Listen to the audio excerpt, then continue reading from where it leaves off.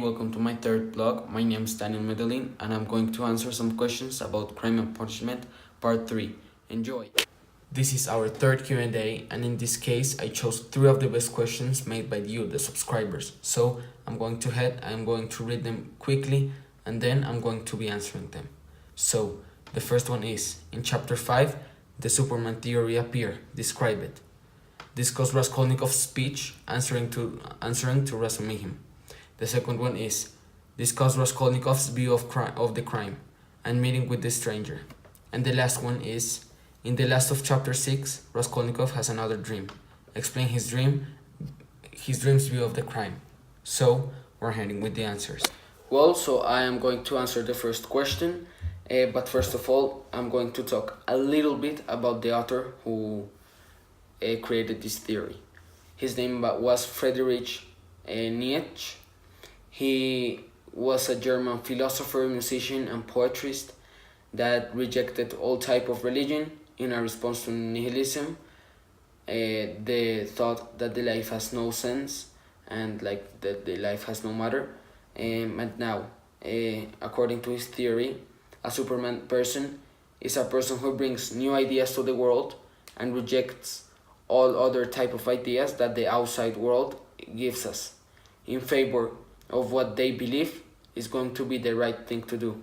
Well, this is like the thinking that the theory proposes us. During Crime and Punishment, the author Dostoevsky fights this idea using 2 characters, that those are Razumihim and Raskolnikov. Well, so in Crime and Punishment we have 2 sides, that one of them is Raskolnikov's side and the other one is Razumihim's side. So, in this case, Raskolnikov, that is like the Superman side, says that any extraordinary person has the right has the conscious right, because it isn't legal, to think that whatever crime or whatever thing he commits, if it involves the salvation of the mankind, can be justified. So, for example, in this case, we can relate Crime and Punishment, Raskolnikov's thinking, with Watchmen Byte's thinking, in which Byte killed half of New York to save the world, to save the mankind.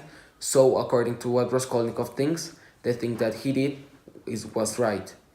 And in this case, Raskolnikov justifies the crime he did according to this theory, and also he said that he lived in a world of disease. So, now on the other side we have Razumihim, that he's a person that thinks all the opposite of Raskolnikov. He thinks that any crime can be justified, even though it is a minor crime or even though that is a big crime, and whatever thing that this crime is going to benefit the society, it can be justified, supported. Even though Razumihim and Raskolnikov were close friends, he started a fight. Well, kind of more than a fight, it was a discussion with him, because Raskolnikov published an article. So when Razumihim read this article, he got very mad and started saying many things to Raskolnikov. And here we can see clearly the 2 sides. That the first one, that is Raskolnikov's one, that he says that any crime can be justified if it includes the salvation of the mankind, and we have the opposite side, that is Razumihim's side. So this is how these 2 characters start in a fight, according to this theory. Well, and now finally the last question.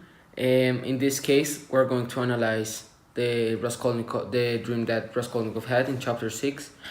So in this case, he follows the tradesman to the pawnbroker's house, and he encounters that she was still there, she was still in the house, and he had the axe in his hands. So he once again tries to kill her with the axe, but this time he realized that she was too strong. He couldn't be broke like if she was made of wood, it said. So in this case, the dream's view of the crime is that Raskolnikov can be able to kill the pawnbroker or anyone, but he isn't able to justify what he did against the authorities, so that he is not powerful enough to remake his world in his image. So like this is the point of view that the dream has upon the crime. Also, once again, thank you for watching this video. Don't forget to subscribe down here and to leave a big like. So thank you, and we are going to see the next week with some other questions of part 4 of Crime and Punishment. See you later.